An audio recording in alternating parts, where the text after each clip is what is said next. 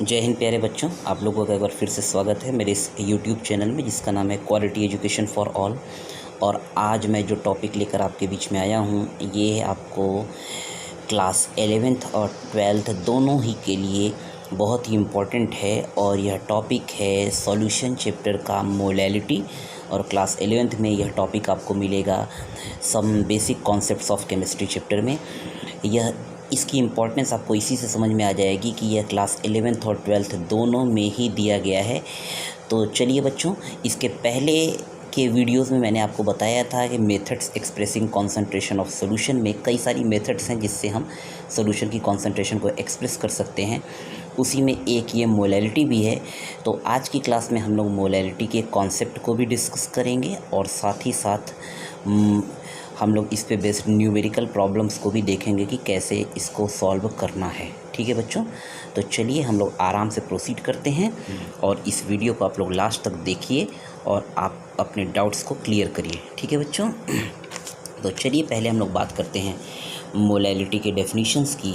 तो अगर इसके डेफिनेशन की बात आए तो हम लोग इसको डिफ़ाइन करते हैं कि number of moles of solute present in पर केजी ऑफ द सॉल्वेंट। यहाँ जो टर्म है पर केजी, इसको आपको नोट करना है।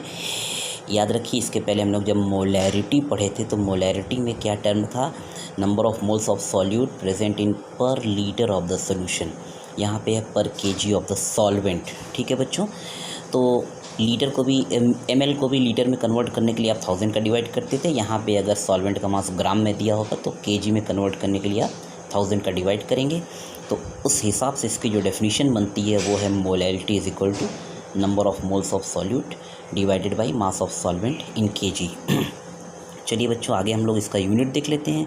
इसका जो यूनिट है वो है मोल पर केजी, और इसी को हम लोग कहीं कहीं केवल मोलल लिखा हुआ भी मिल जाएगा। इसका नोटेशन स्मॉल m है, ध्यान रखिएगा। और जो मोलैरिटी होता है उसका नोटेशन कैपिटल M है।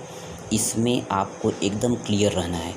ठीक है बच्चों, तो चलिए आगे देखते हैं। ये इसकी कैरेक्टरिस्टिक में है कि it is temperature independent quantity. Temperature independent है।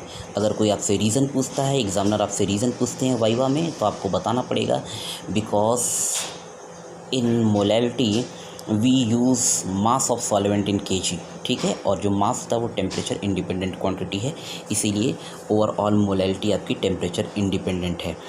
कहीं कहीं आपको m/10, m/100, m/1000 लिखा हुआ मिल जाएगा। इसी को 0.1 m, 0.01 m और 0.001 m सोल्यूशन लिखा हुआ मिल जाएगा, जिसको आप डेसीमोलल, सेंटीमोलल और मिलीमोलल सोल्यूशन भी कहते हैं। ये इन सॉल्यूशंस की मोलैलिटी को शो कर रहा है। यह सब जानना आपको इसलिए ज़रूरी है कि ये छोटे छोटे टॉपिक्स के आधार पे आपको कभी कभी वाइवा वॉइस में फंसा दिया जाता है और आप परेशान हो जाते हैं, डिसअपॉइंट हो जाते हैं कि ये क्या चीज़ें हैं, जबकि आप यह चैप्टर पढ़ चुके रहते हैं और ये चैप्टर से ही रिलेटेड है, कोई बाहर की चीज़ नहीं है। ठीक है बच्चों, इस फॉर्मूले में एक चीज़ केवल और है, जैसे number of moles of solute, तो नंबर ऑफ़ मोल कैसे निकाला जाता है ये आपको ऑलरेडी पता है, गिवन मास अपॉन मोलर मास। इस बेसिस पे आप इसको निकाल सकते हैं। ठीक है बच्चों, तो चलिए अब हम लोग इस पे बेस्ड कुछ क्वेश्चंस देखते हैं। उन क्वेश्चंस को भी मैंने आपके बुक से ही लिया है ताकि आपको काफ़ी चीज़ें क्लियर हो जाएं। देखिए, एक क्वेश्चन है क्लास 12th में, इंटेक्स क्वेश्चन है ये, और ये क्वेश्चन भी मैं रीड कर रहा हूँ। Calculate the mass of urea. Urea का फॉर्मूला आपको क्वेश्चन में दिया है, NH2CONH2 required in making 2.5 kg of 0.25 molal aqueous solution.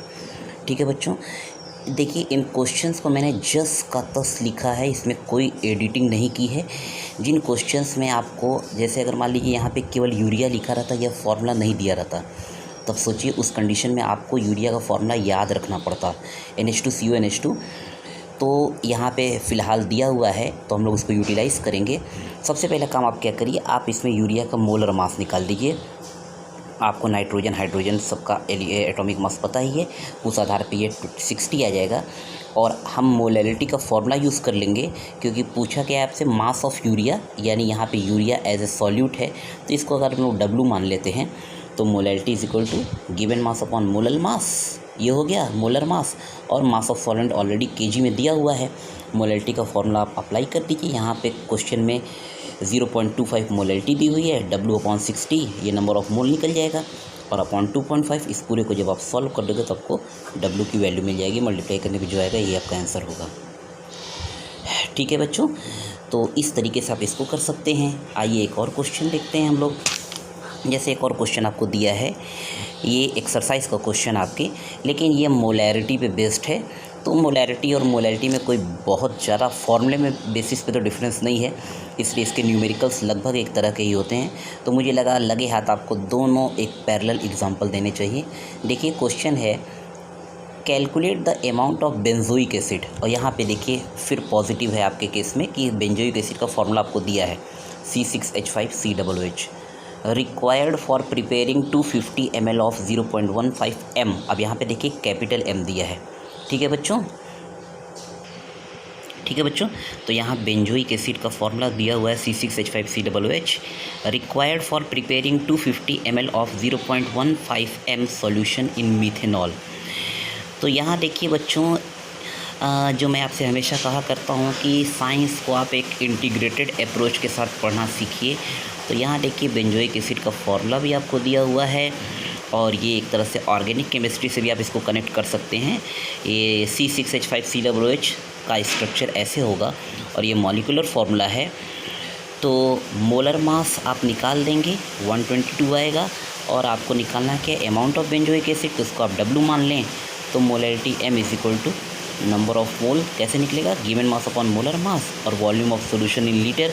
यहाँ 250 ml दिया है, इसको लीटर में कन्वर्ट करने के लिए आप क्या करोगे, 1000 का डिवाइड कर देंगे आप, तो ये आ जाएगा इतना। और मोलैरिटी आपको दिया है 0.15, तो आप सॉल्व करके W की जो वैल्यू निकाल देंगे यही आएगा आपका इसका given mass of the benzoic acid, amount of benzoic acid.